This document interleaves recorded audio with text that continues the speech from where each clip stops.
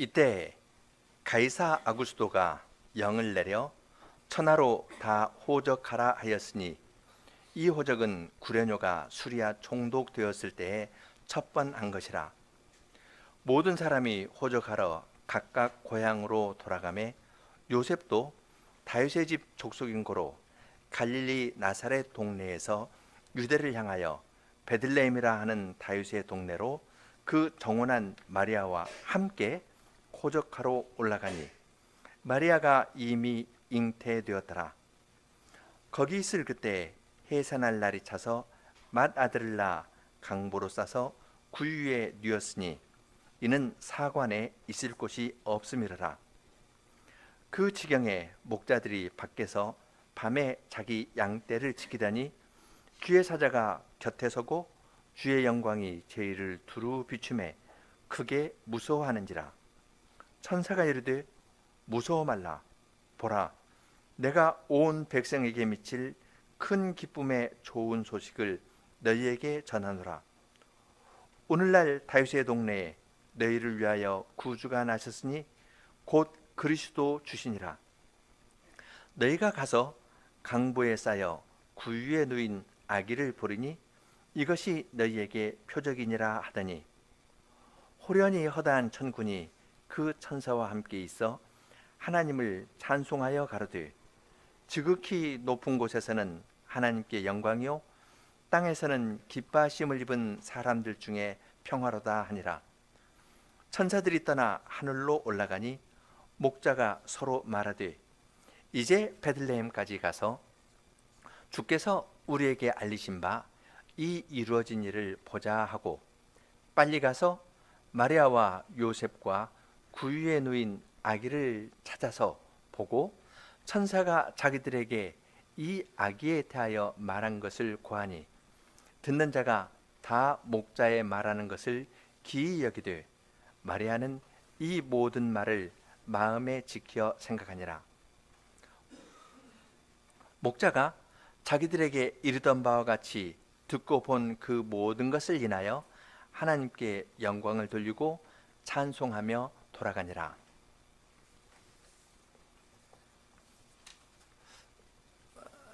예수님의 탄생 기사를 기록한 누가복음 2장의 이 내용은 우리들이 아주 친숙이 잘 아는 말씀입니다. 그래서 성탄 때 되면은 이 구절들을 읽기도 하고 그리스도의 나심의 광경이라든지 또한 그때에 되어진 일들을 생각하기도 합니다. 누가복음 2장을 보면은 하나님께서 그리스도를 보내실 때 두 가지 부류의 인격을 심부름꾼으로 사용하신 것을 봅니다. 하나는 천사들이고 다른 하나는 모든 사람에게 명령을 내린다고 생각하는 로마 황제 가이사 아구스도입니다.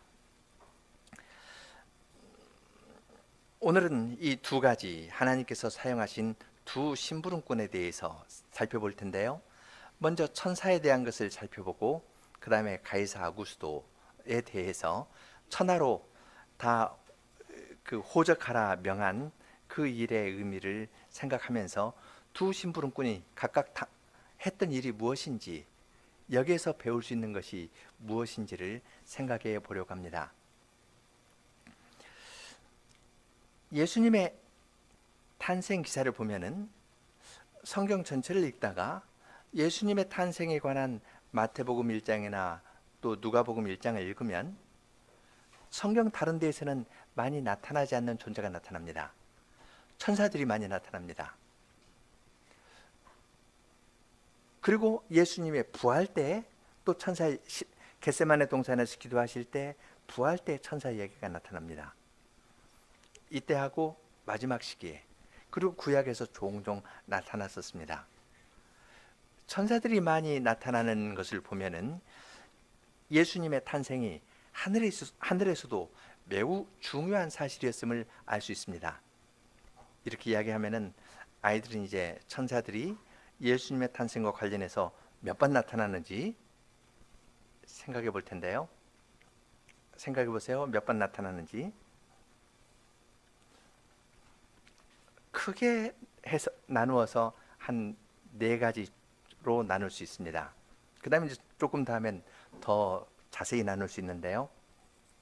첫째는 누가복음 1장에 천사가 성소에서 하나님께 분향하는 사가랴에게 나타났습니다.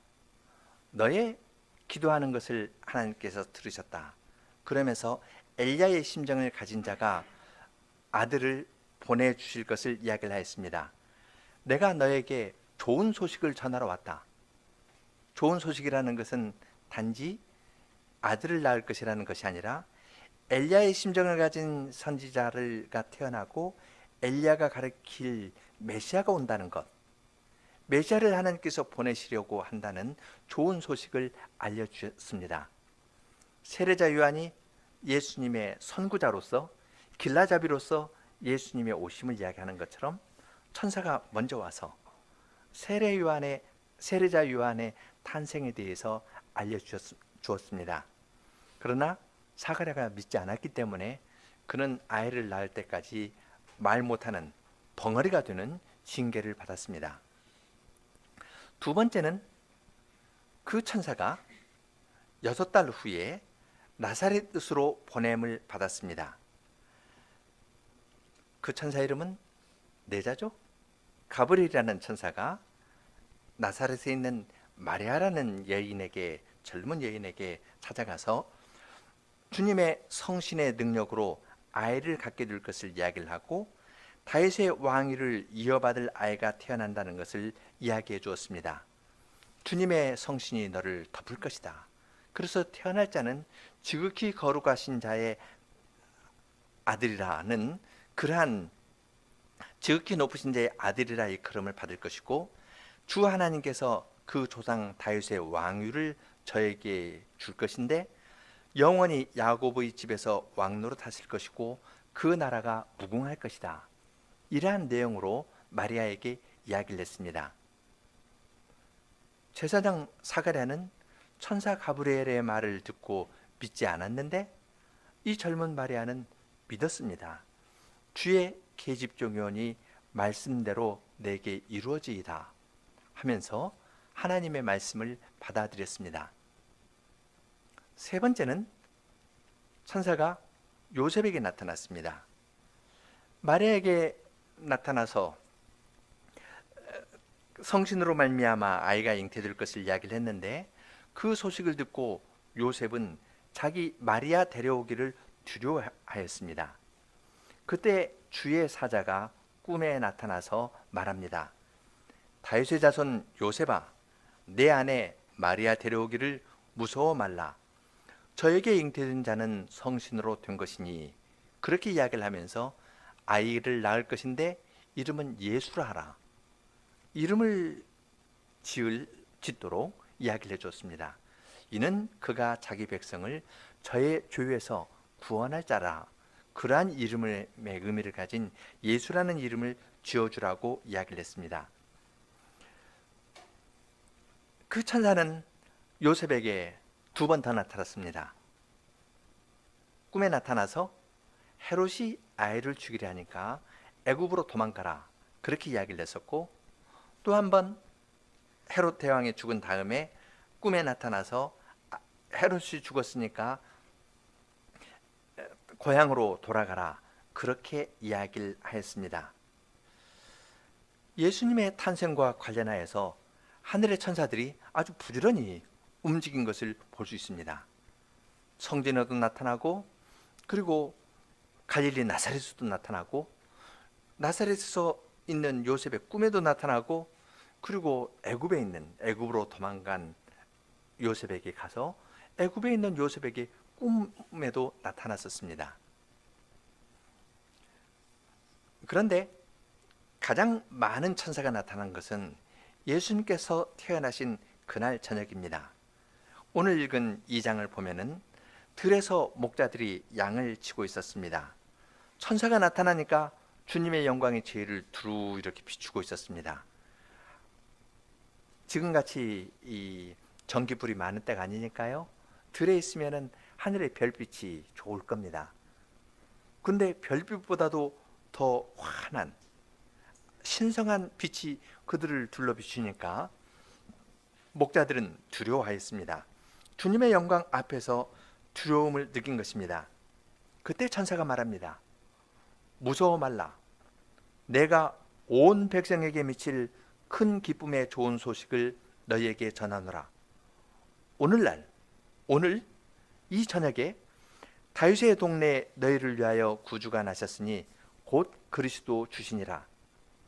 너희가 가서 강보에 쌓여 구 위에 누인 아기를 보르니 이것이 너희에게 표적이니라. 이 밤에 너희를 위해서 구주가 나셨는데 그것은 온 백성에게 미칠 큰 기쁨의 좋은 소식의 내용이다. 너희를 죄에서 구원하여 주실 구주가 태어나셨고 그분은 그리스도이시고 주님이시다 하는 소식을 전하여 주었습니다. 그렇게 이야기를 하자, 천사가 이렇게 선언을 하자 갑자기 허다한 천군 천사가 등장해서 찬송합니다. 2장 14절, 지극히 높은 곳에서는 하나님께 영광이요 땅에서는 기뻐하심을 입은 사람들 중에 평화로다. 천사가 복음을 전한다. 너희를 죄 가운데서 구원할 구주가 태어나셨다 선언하니까 그 소식을 들은 많은 천군 천사들이 하나님께 영광을 돌립니다. 지극히 높은 곳에서는 하나님께 영광이요 이 땅에서는 기뻐하심을 입은 사람들 중에 평화다 라고 이야기합니다. 평화를 이야기를 하는데 어느 때 평화가 선언되겠습니까? 평화는 그 이전에는 평화가 없었습니다. 그 이전에 평화가 없었는데 이제 평화가 오게 된 겁니다. 평화가 오게 된 것은 너희를 위하여 구주가 태어나시니까, 구주가 태어나셨고 이분은 그리스도이시고 이분은 주님이시니까 이분의 나타남과 더불어서 평화가 도래했다고 선언하는 겁니다. 그 당시의 맥락에서 보자면 평화의 선언은 전쟁이 끝났다는 겁니다. 싸움이 있었는데 여인의 후손과 사탄 사이에 싸움이 있었는데 이 싸움이 끝나고 여인의 후손으로 오신 분이 이 땅에 태어났다 하면서 이 땅에 태어나시는 것을 보니까 승리했다 고 선언하는 것입니다. 구약의 역사를 놓고 보면은 창세기 3장 15절에서 뱀의 후손과 여인의 후손을 이야기를 하고 뱀이 여인의 후손의 발꿈치를 상하게 할 것이지만은 여인의 후손이 뱀의 머리를 상하게 할 것이다. 그렇게 하나님께서 약속하셨습니다. 여인의 후손으로 말미암아 하나님께서 세상을 구원하실 것을 이야기를 하였는데 구약의 역사를 보면은 여인의 후손의 그 계보를 없애려는 시도들이 있었습니다. 혼잡케 하거나 전부 없애거나 그런 시도들이 있었습니다. 바로가 이스라엘의 모든 남자들을 죽이려 하는 것이나 하만이 페르시아 때 이스라엘 모든 사람을 다 죽이려 한 것들은 여인의 후손에 대한 약속을 없애려는 사탄적인 일입니다.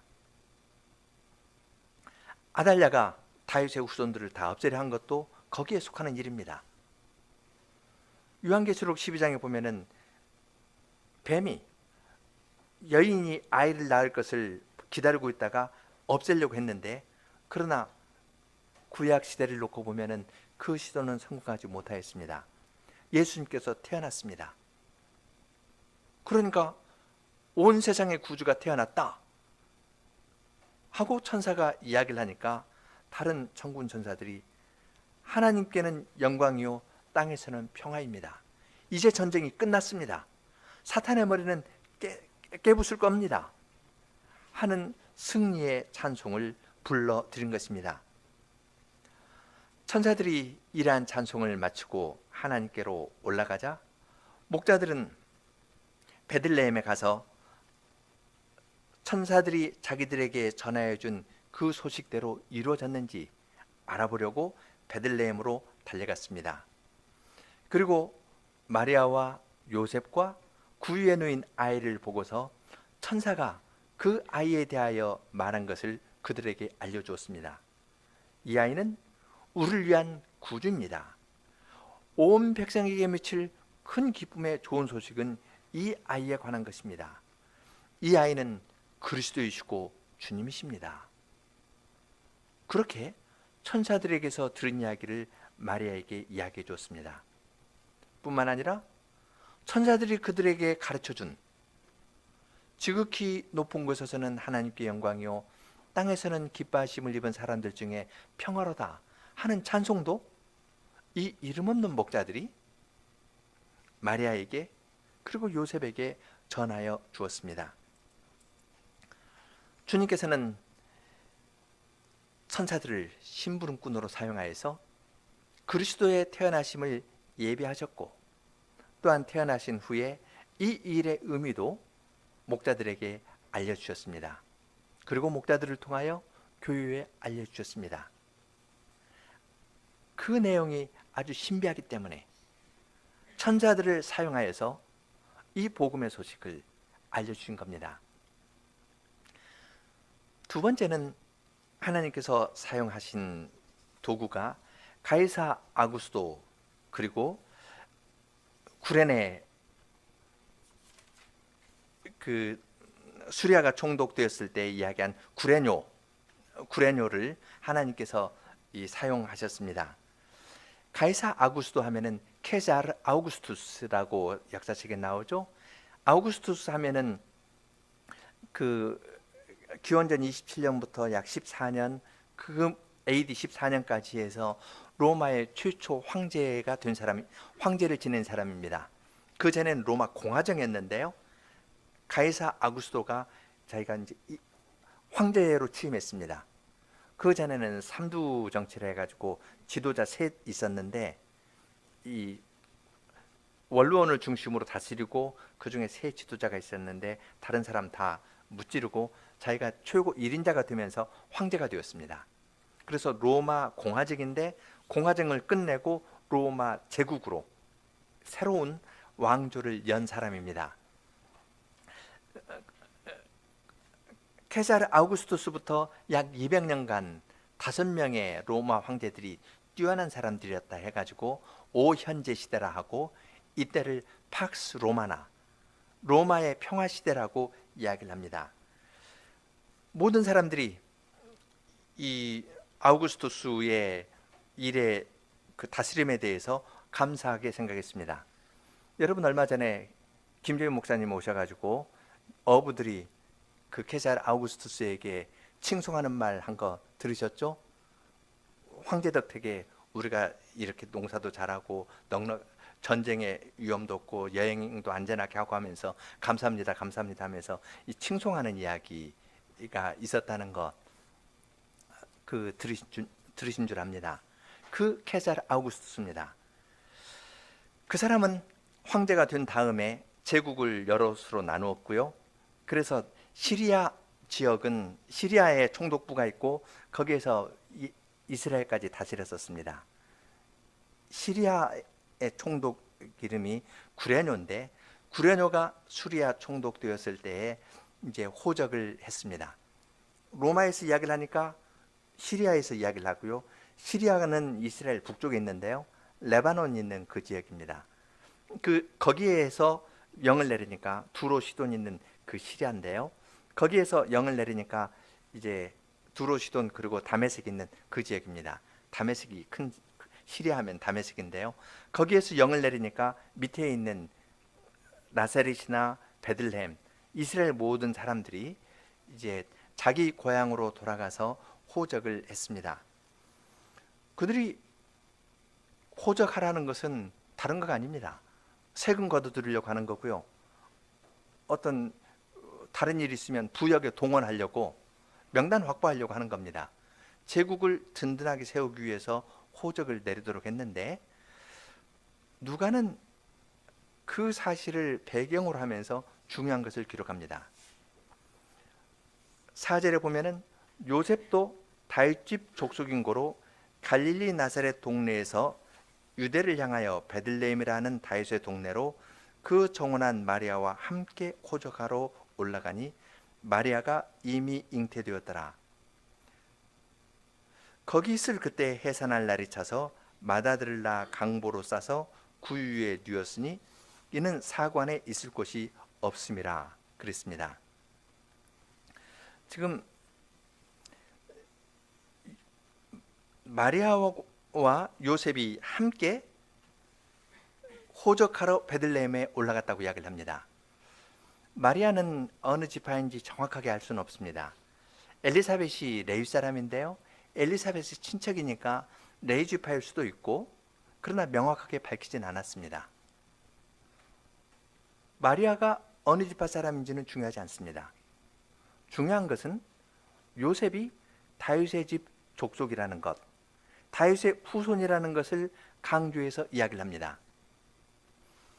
왜냐하면 태어날 메시아는 다윗의 왕위를 이어받을 자이기 때문에 다윗의 계보가에 속해야 됩니다. 호적하러 올라가는데 그 당시의 상황을 잘 정확하게 알 수 없지만 마리아도 함께 올라갑니다. 지금 유대를 향하여 베들레헴이라는 동네로 마리아와 함께 호적하러 올라갑니다.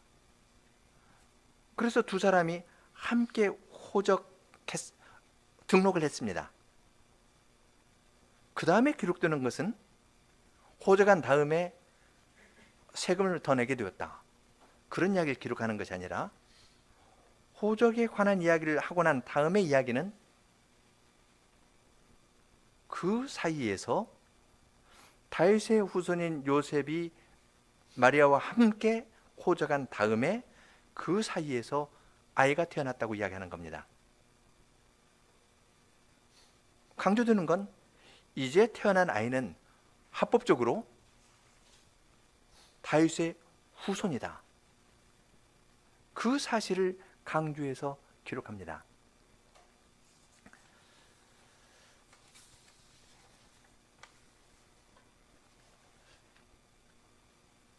여기에서 우리는 하나님의 아주 섬세한 통치의 성격을 봅니다.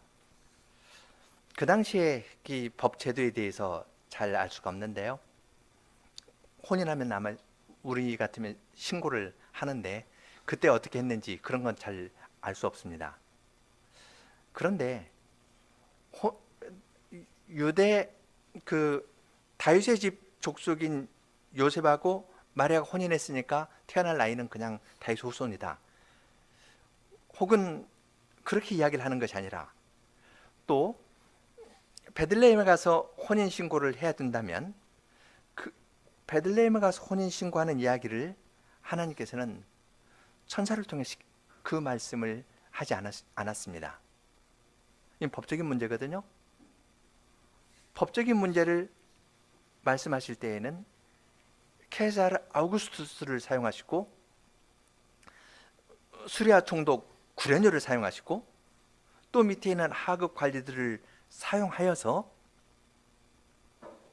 요셉이 마리아를 데리고 함께 가서 호적을 하도록 한 것입니다.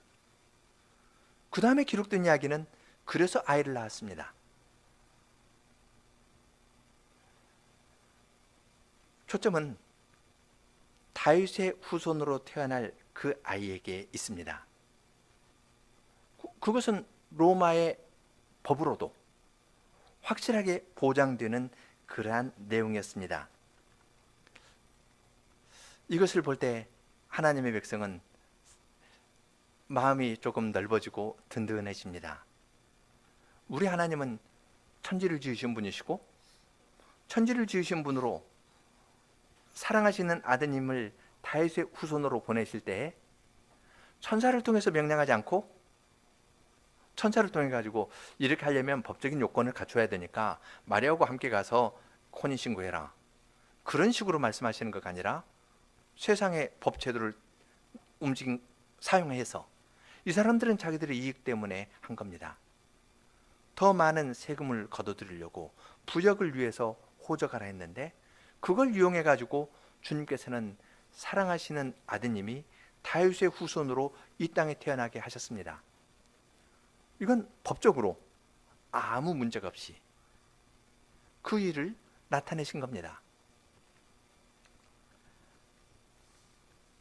과연 이렇게 태어나신 이분은 이분의 태어남을 위해서, 다윗의 후손으로 태어나는 것을 위해서 하나님께서 로마의 황제도 움직이셨다면 이 아이의 탄생은 온 백성에게 미칠 큰 기쁨의 좋은 소식이 되는 겁니다.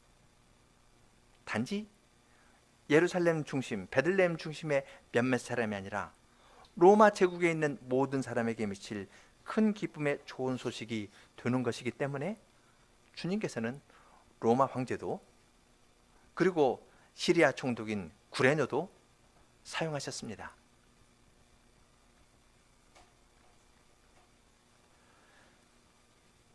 예수님을 이 땅에 보내실 때, 사랑하시는 아드님을 이 땅에 보내실 때 하나님께서는 하늘의 천사도 사용하시고 이 세상에 있는 로마 황제도 사용했습니다.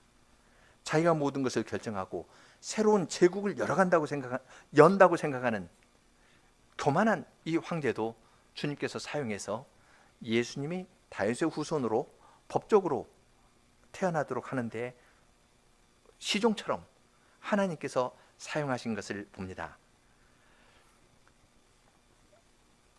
이처럼 예수님의 탄생은 온 세계에 큰 의미를 지니고 또한 하늘에도 의미를 지니기 때문에 주님께서는 하늘에 있는 천사도 그리고 이 땅에 있는 황제도 사용하여서 구원의 일을 이루신 것을 봅니다.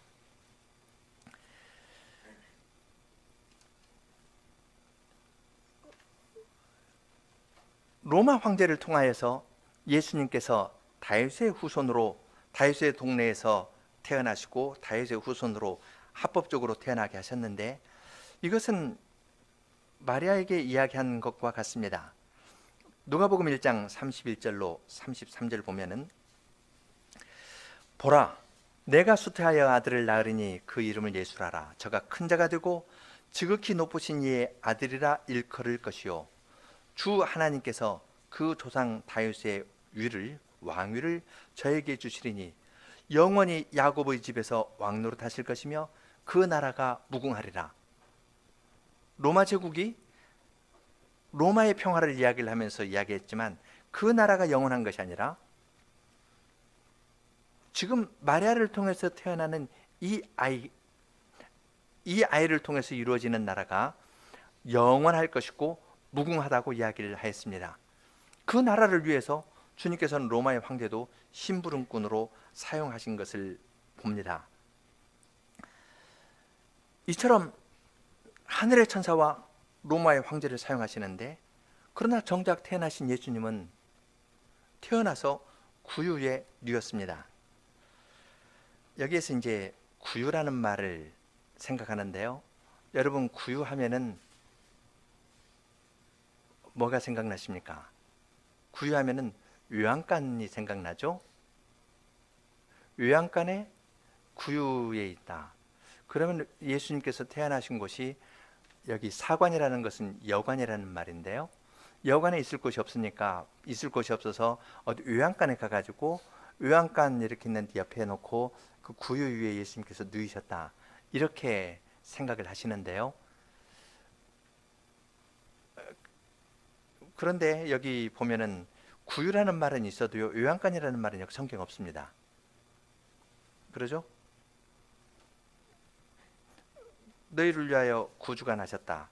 강보에 쌓여 구유에 누인 아이를 보리니 이것이 너희에게 표적이다. 요양간이라는 말 없고요. 구유라는 말만 있습니다. 나단 선지자의 예를 한번 생각해 보십시오. 다윗이 밧세바를 범했을 때 나단이 가서 양을 이야기했죠. 부자는 많은데 가난한 사람은 양이 하나고 자기 식구처럼 함께 자고 먹고 마셨다 했습니다.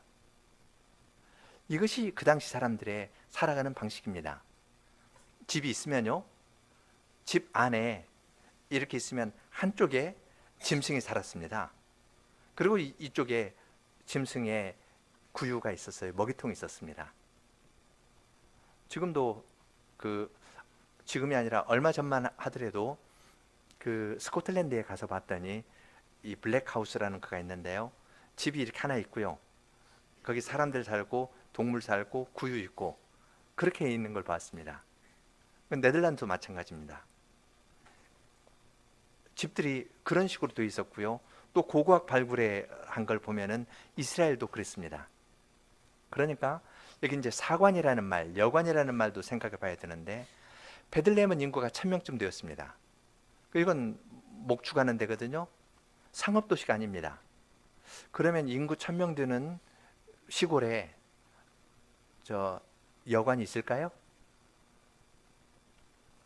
이 여관이라고 번역한 것도 정확한 번역은 아닙니다. 그것보다는 조금 더 여관이라는 말은 헬라어로 다른 말이 있고요. 가까운 번역은 손님방이라는 말입니다. 자기들이 살아가는 방이 있고 이제 호적하러 왔으면 자기 친척집에 머물지 않겠습니까? 친척집에 머무는데 여기에 옆에 달아낸 작은 손님방이 있는데 손님방에는 다른 친척이 먼저 와 있는 겁니다. 그러니까 이 사람은 요셉하고 마리아는 다른 그 방에 따로 가지 못하고 그 집 주인과 함께 공유했다. 그런데 이쪽에 있으면 뭐 다른 쪽이 있다든지 이런 식으로 살았던 것을 의미합니다. 그러니까 태어나서 구유에 놓였다는 것은 요양간에 가서 있는 것가 아니라요. 집 안에서 태어나서 다른 데 있었던 걸로 생각하는 것이 훨씬 더 정확한 요즘 이제 고고학 발굴에 의해 가지고 그런 것들을 많이 시정했는데요. 이제 서양 사람의 관점에서 이걸 번역해서 이야기를 하니까 우리도 그렇게 생각하는데 사실은 그건 아닙니다. 여기서 이제 요점은 구유라든지 뭐 사관이라든지 이러한 것보다 중요한 것은 표적이라는 말입니다. 12절에 너희가 가서 강보에 쌓여 구유에 누인 아기를 보리니 이것이 너희에게 표적이니라. 지금 천사들이 목자에게 한 말은 굉장한 말입니다. 온 백성에게 미칠 큰 기쁨의 좋은 소식을 너희에게 전하노라. 오늘 이 밤에 다윗의 동네에 너희를 위하여 구주가 나셨으니 곧 그리스도 주시니라. 너희가 가서 강보에 쌓여 구유에 누인 아이를 볼 것인데 그것이 너희에게 표적이 될 것이라고 말합니다. 그 말을 들었을 때 목자들의 반응은 천사들이 말한 대로 가는 겁니다. 15절에 이제 베들레헴까지 가서 주께서 우리에게 알리신 바 이 이루어진 일을 보자 하고 빨리 가서 마리아 요셉 구유에 누인 아이를 찾아서 보고 천사가 자기들에게 말한 것을 이야기를 했습니다. 그럼 여기에서 표적이라는 말이 무슨 뜻일까요? 굉장한 이야기를 했습니다. 오늘 밤 다윗의 동네에 너희를 위하여 구주가 나셨다. 믿을 수 없는 내용입니다. 그럴 때 오늘 밤 다윗의 동네에 너희를 위하여 구주가 나셨는데 너희 믿기 어렵지? 내가 표적을 하나 보여줄 것이다. 그건 뭐냐면 가서 강보에 쌓여 구유에 누워있는 아이를 지금 너희가 찾아볼 수 있을 것이다. 그것이 내가 말한 것이 사실이라는 것을 너희에게 알려주는 표적이 된다고 이야기를 하는 것입니다. 그냥 목동이 베들레헴 마을에 들어갔는데 갑자기 아이가 태어나는 일은 별로 없지 않겠습니까? 이건 아주 드문 일입니다. 이 베들레헴은 인구가 약 1000명쯤 되었거든요. 거기에서 그 당시 평균 수명이 한 50세라고 하면은 각 나이별로 한 20명쯤 되거든요. 그럼 1년에 20명 태어난다는 말입니다. 365일에서 20일 아이가 태어나는 것은 20일일 텐데 그것도 이제 낮, 밤 하면은 밤에 태어나는 것은 또 10명일 거거든요. 365일 가운데 열흘 밤에 아이가 태어날 가능성이 있습니다. 근데 그 밤에 어떤 사람이 태어나가지고 강보에 쌓여 자기 집이 없어가지고 구유에 누워 있는 그런 아이라는 것은 아주 드문 예입니다. 그러니까 천사는 목자에게 너희가 참 믿기 어렵지 않느니? 믿기 어렵지만 내가 너희에게 표적을 보여줄 것이다. 이 표적은 강보에 쌓여 구유에 누인 아이를 너희가 발견할 것인데 그것이 너희에게 표적이 될 것이다. 그렇게 말합니다. 그러니까 목동들은 천사들이 찬송하고 떠난 다음에 주님께서 우리에게 알려주신 이 말이 정말 그런지 한번 찾아보자 하고 빨리 베들레헴으로 달려들어간 겁니다. 쭉 가다가 아이가 태어나서 우는 아이의 그 태어난 아이의 우는 소리를 듣는 그 집에 찾아 들어가는 겁니다. 그러한 뜻으로 지금 여기에서 이야기를 하였습니다. 그런데 표적이라는 말은 1차적으로 목자들로 하여금 천사가 그들에게 전하여 준 말을 믿도록 하고 아기 예수를 찾아보도록 인도하는 말이 되었는데, 같은 말이 강조되는 걸 봅니다. 지금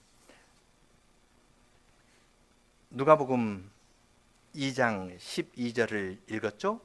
너희가 가서 강보에 쌓여 구유에 누인 아이를 보리니 이것이 너희에게 표적이다. 조금 더 앞으로 가서 2장 7절을 보겠습니다.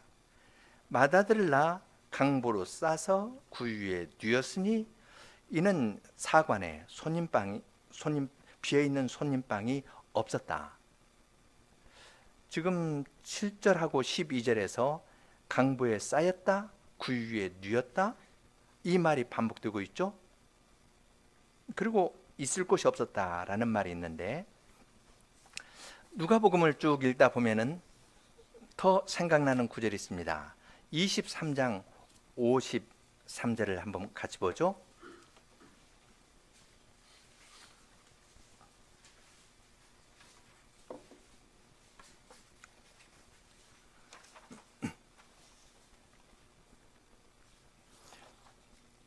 여기에서도 동사 세 개가 비슷합니다.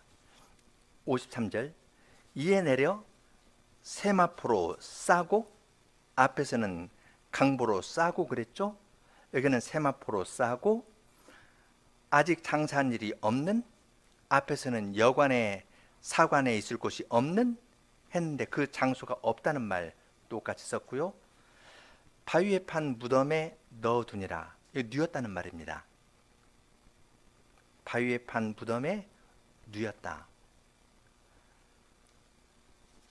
같은 단어를 의도적으로 세 단어를 똑같이 반복합니다.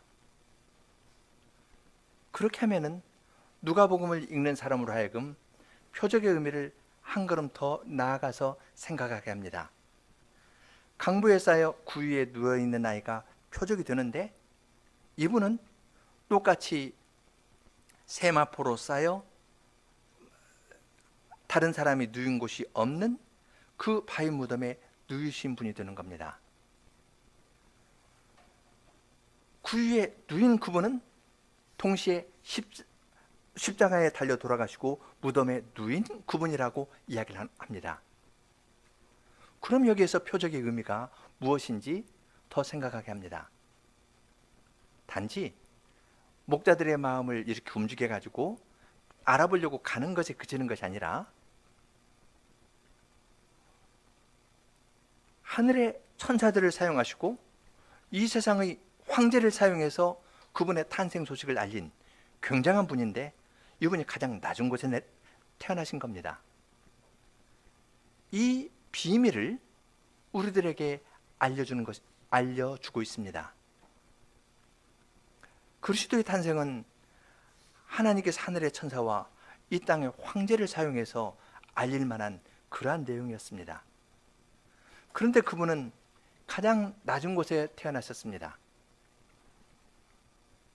그분은 사람들이 멸시하는 갈릴리에서 무슨 선한 것이 날 수 있겠냐, 나사렛에서 무슨 선한 것이 날 수 있겠느냐, 그런 나사렛에 사셨고, 이 땅에 계시면서도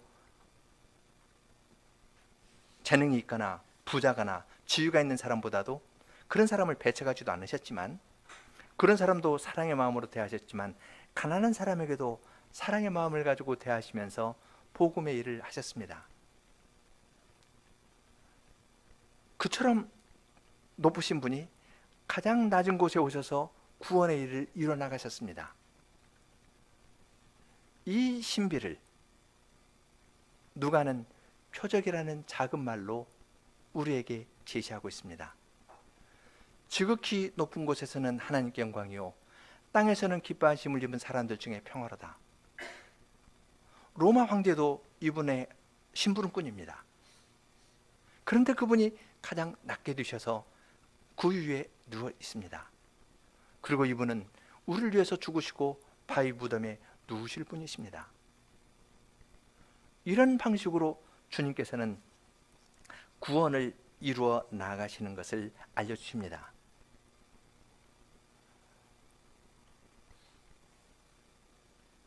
이러한 그리스도의 탄생은 참으로 경이롭고 신비합니다. 하늘의 천사들이 바쁘게 움직이고 황제도 사용하신 그분의 탄생인데, 그러나 그분의 탄생이 만일 왕궁에서 이루어졌다면 목동이 가서 경배할 수 있었을까요? 우리 같은 사람이 주님을 믿을 수 있었을까요?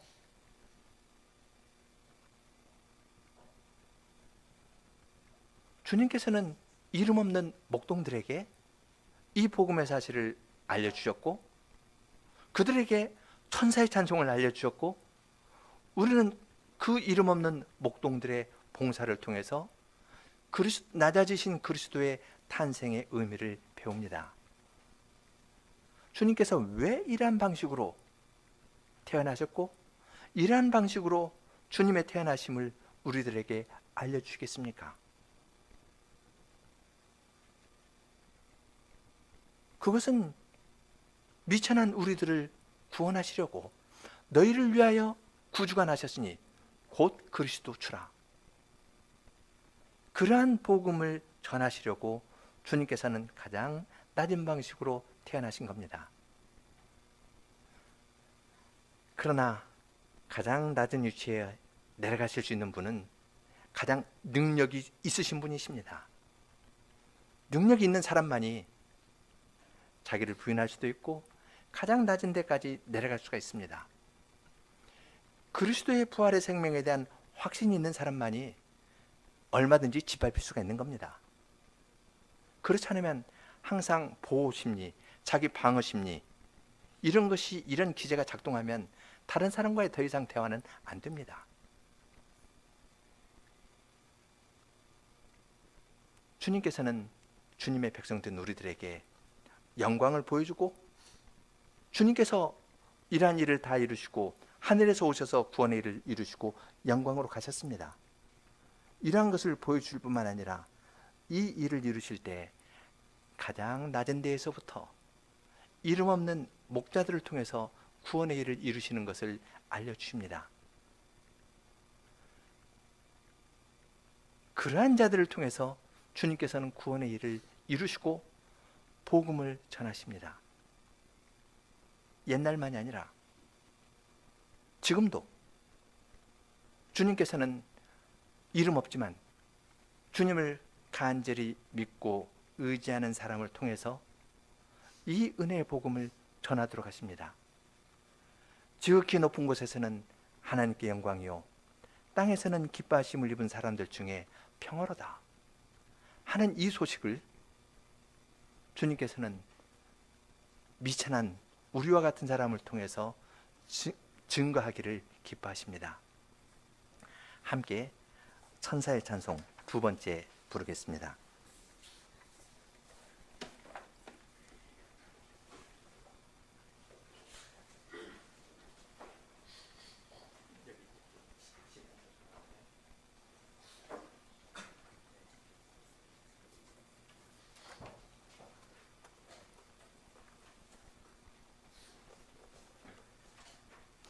시편 찬송 1번입니다. 1절, 2절 간주하고 3절 하겠습니다.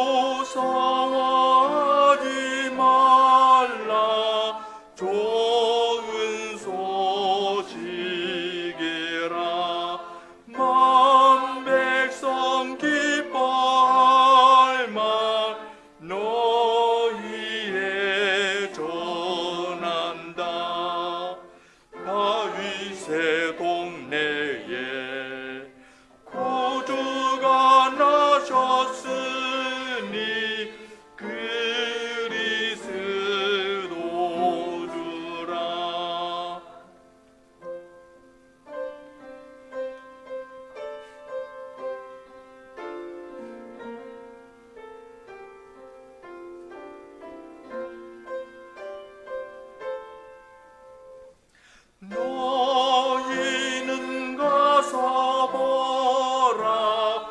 강보에 쌓여서 구유에 누인 아이 너희 표적이라. 정군 전사 찬송. 하나님에게 영광, 사람에게 평화.